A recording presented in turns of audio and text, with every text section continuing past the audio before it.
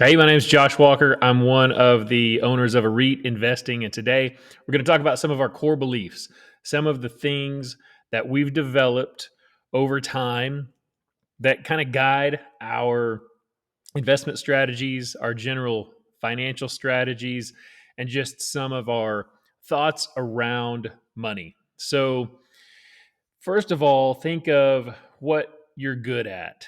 The name of this podcast is Good at Money, and everybody's generally good at something, right? Some people feel like they're innately good at math. Some people are really good at being creative. Some people are good at leadership, soft skills, those kinds of things.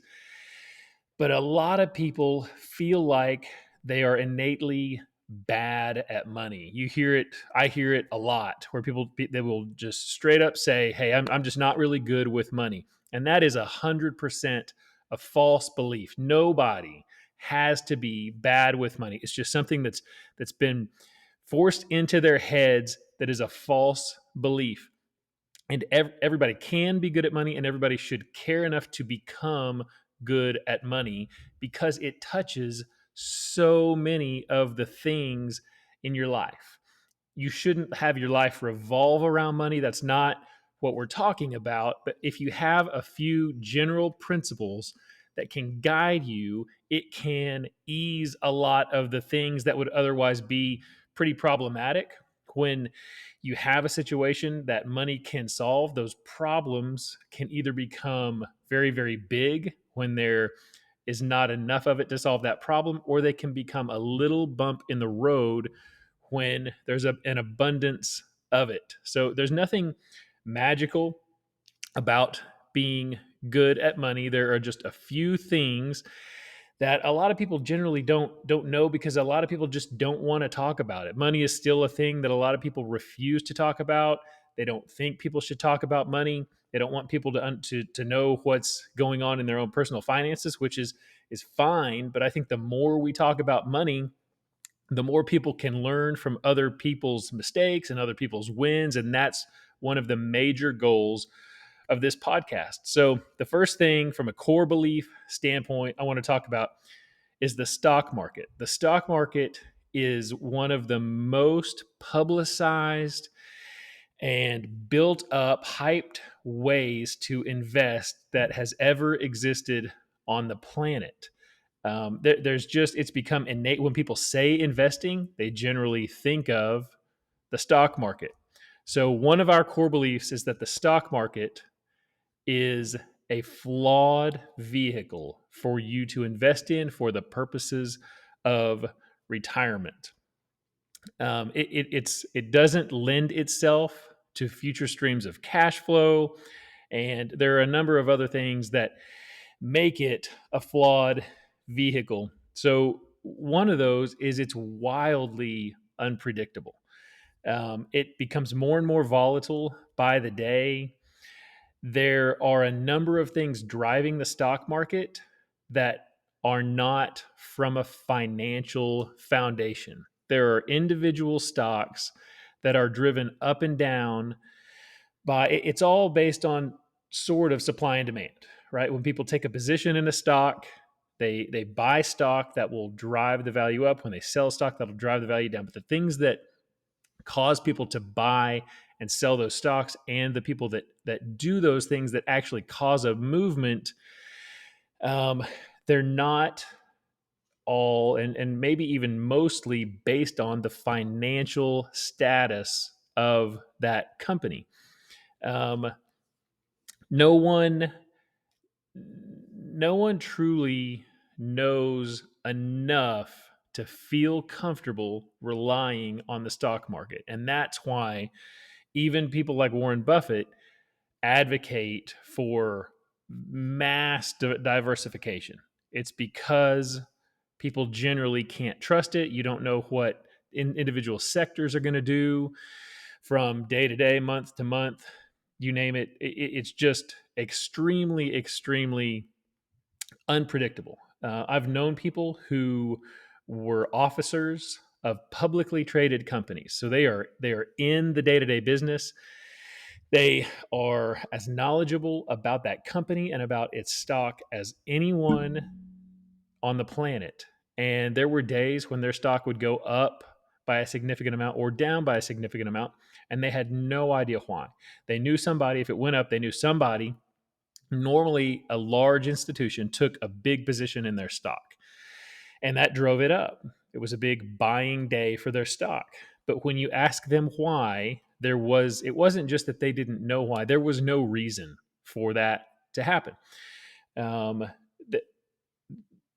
they they knew that somebody took a position, they didn't know who, and they hadn't announced anything about the stock, and they had not changed anything in a very long time about how they did their operations. Another thing is that there are absolutely no tax advantages from the stock market, inherent to the stock market. There are some perceived tax advantages from things like IRAs and 401ks. And we'll talk about those in a little bit. But simply investing in the stock market, whether it's into individual stocks or mutual funds, 401ks, IRAs, you name it, there are no inherent tax advantages with the stock market or those stocks themselves.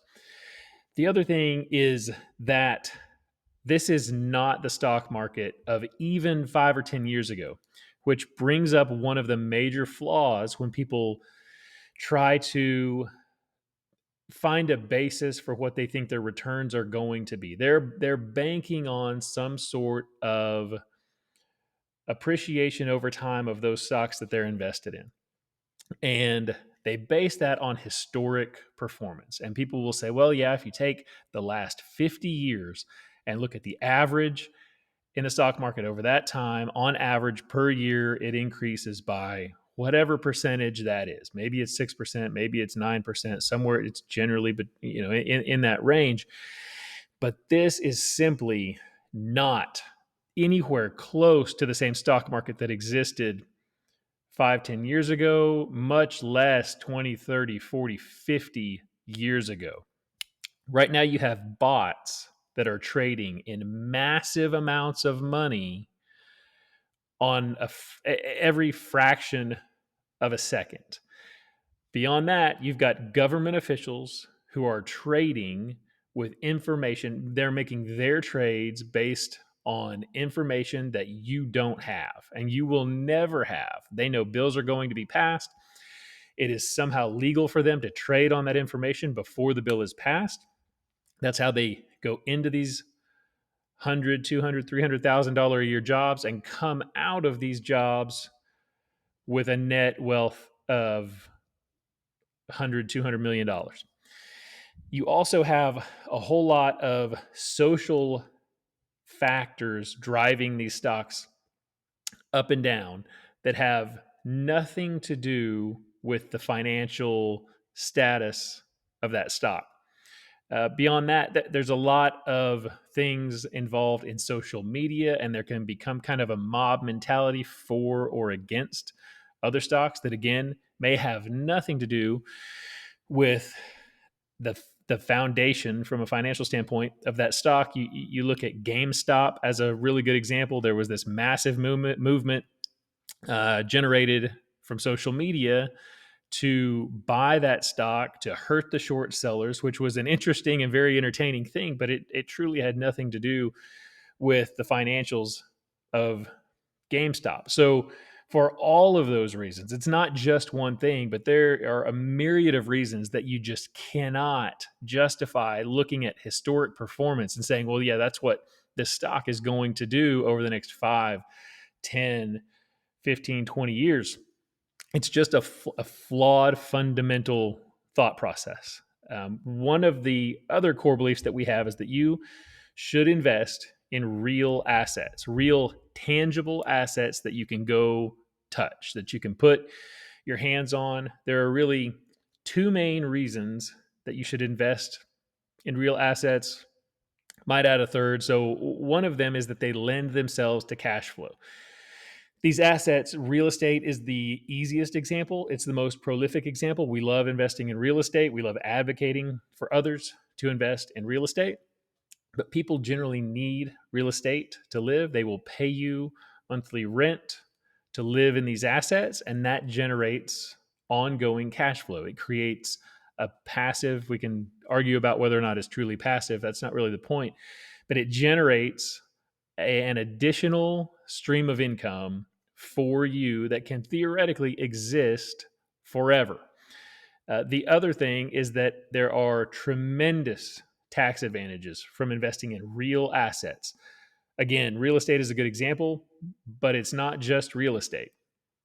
Any real asset, you can generally create depreciation on paper. So that asset is going to lose value on paper while at the same time providing you with cash flow and appreciating in value in real life. And so when you take that depreciation on paper, you can deduct that amount from the income that you're going to pay taxes on, and it can significantly eliminate your tax burden, mitigate your tax burden. At some levels, it can eliminate it entirely. Your the amount that you pay in taxes over your life will almost always be the biggest expense that you have. So when you're looking at how can you generate wealth, you should attack it in two ways. You've got offense and you've got defense. You want to create passive streams of income or even active streams of income, but you also want to go on defense and protect those outgoing expenses. Taxes being the biggest expense that you have, you should develop a strategy to mitigate and ideally eliminate that. Another core belief that we have is that it is better to retire on cash flow than to retire on some big nest egg of mutual funds or stocks that you're going to later pull from. And essentially, I mean, the general thought process is there's a thing called the 4% rule. So over your lifetime, you acquire more and more stocks, you have a bigger and bigger portfolio. Maybe it's mutual funds and index funds and those kinds of things. And it gets to the point where you believe you can withdraw 4% every year, and that portfolio, that nest egg, generally won't drop too much in value, which is fine theoretically. But the thought that that's how I'm going to live my post W-2 life is pulling out 4, 5, 6%, whatever percent that you see. You're going to pay taxes with no advantages on that amount of money that you pull out and just hope that it exists longer than you do. You're hoping that it exists and doesn't deplete itself before you die. I would so much rather create all these streams of income, streams of cash flow that I know are just going to be there indefinitely. Things can make them fluctuate a little bit, but even again, using real estate as an example, there are fluctuations in the real estate market, no doubt. But when your stream of income is dependent upon rent, just because the value of certain asset classes within real estate goes up or down, rents generally are much less affected, and the time impact, there's a significant delay before it hits the actual rent that you're able to charge on those assets. Um, Beyond that, you should not be afraid to take complete control of your finances.